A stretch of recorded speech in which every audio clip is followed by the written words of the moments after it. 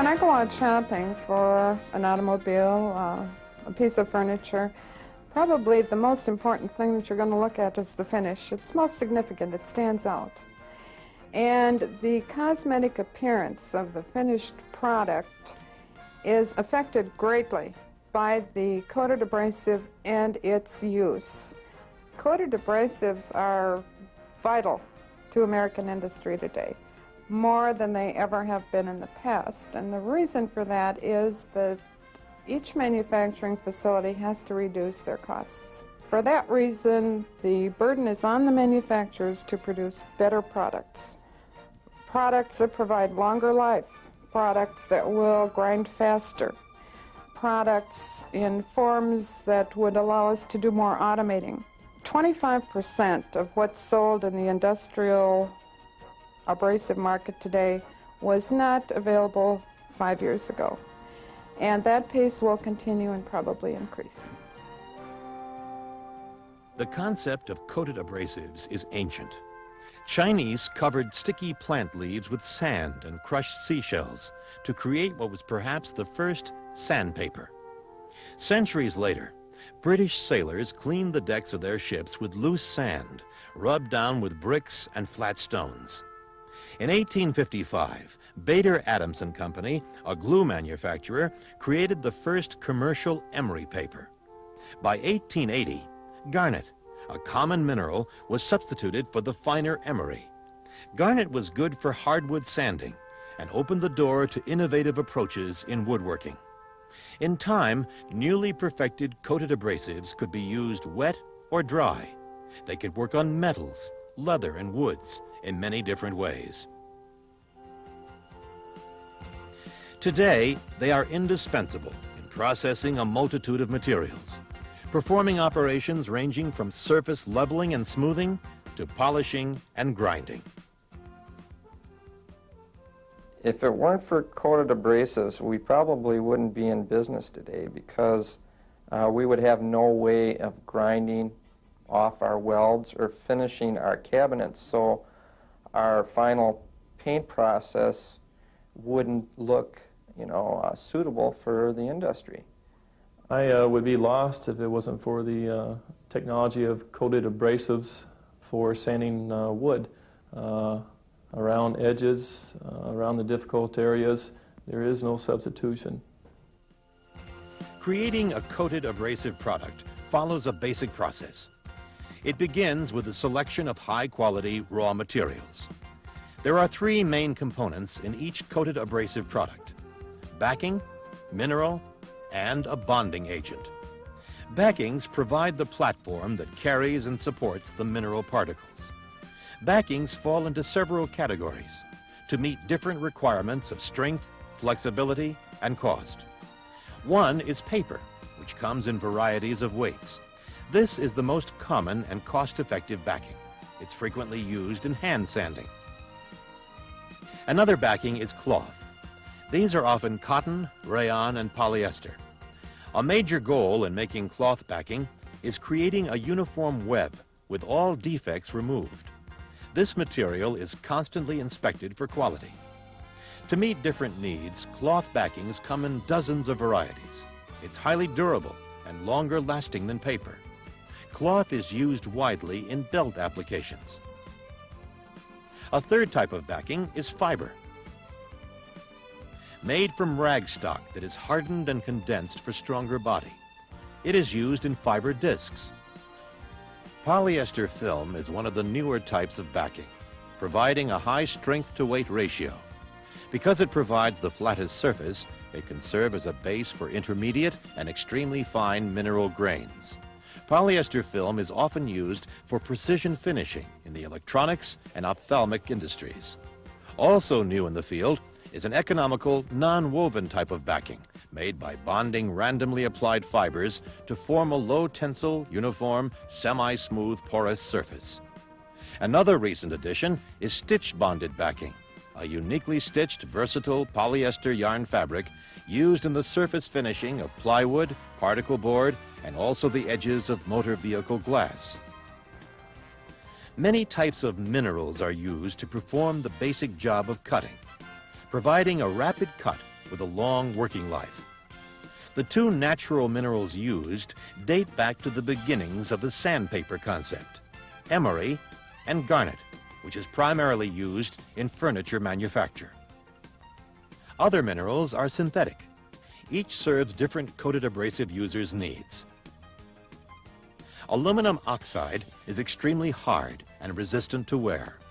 The most universally used mineral today in both the wood and metalworking industries.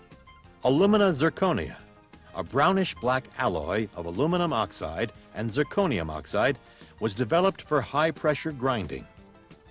Silicon carbide has a brittle quality, allowing fracture into sharp, sliver-like wedges as it works. It's used for wood sealer sanding and final finish rubbing. Industrial diamonds, as you'd expect, are the hardest of the minerals. They are used for specialized fine finishing.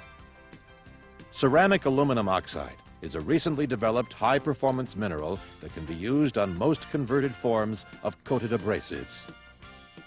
Several methods are used to bond the mineral to the backing.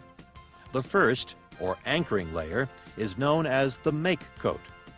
The second, which is applied over the mineral, is the size coat. There are four basic adhesive systems. The combination of adhesives,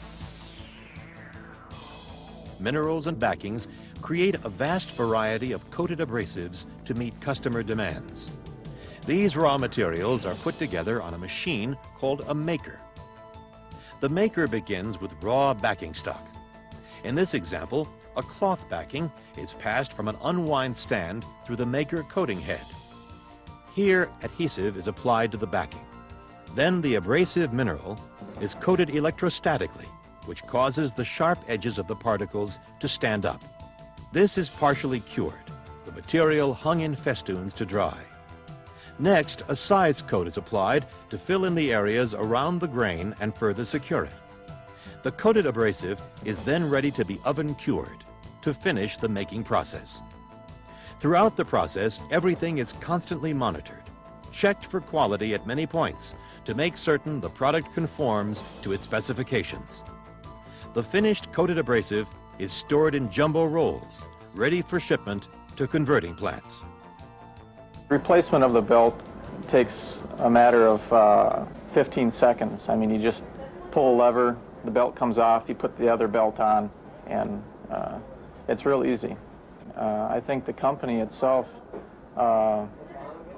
is going with coated abrasives because it's faster. Over the years, the coated abrasives have improved quite a bit, and they have made our jobs easier by using them, and they have improved the quality of the product that we are selling. Compared to the makeup wheels, they're easier to change and they last a lot longer than the wheel, so therefore we have to change them less than we used to change the wheels. And also they are faster, they cut faster, they get a better finish on the bumpers, on the metal. They give us a better look on the bumpers when it comes out. Converting operations change jumbo rolls and slit stock, which is a previously cut down piece, into sheets, rolls, discs, and belts. Sheets are created by slitting the jumbos down to a prescribed width, then cutting them to length. Individual sheets can be used for a range of tasks by hand and with oscillating sanders. Discs are punched out of a jumbo roll. These often have a pressure-sensitive adhesive backing applied to them. This makes applying and removing them from a sander fast and easy. Belts require splices to join their ends. Belt splicing is accomplished by first carefully cutting the stock to size. Stock is prepared by removing the abrasive from one end. Adhesive is then applied to the overlapping ends, and the splice bonded with pressure and heat. A variety of splice types are used, depending on the belt's intended use. Coated abrasives are being used in an ever-widening variety of applications. Because of their versatility, the constant research and development going on to improve them, and breakthroughs in user equipment, there is virtually no limit to the opportunities they can cost-effectively provide. We use a sealer sanding paper with an adhesive on the back to save labor time and other materials so that they can just pull off the one piece, take another piece and adhere it right to there and rip it off without having to take any time to fuss with any clips or anything else. It saves a lot of labor and time to people.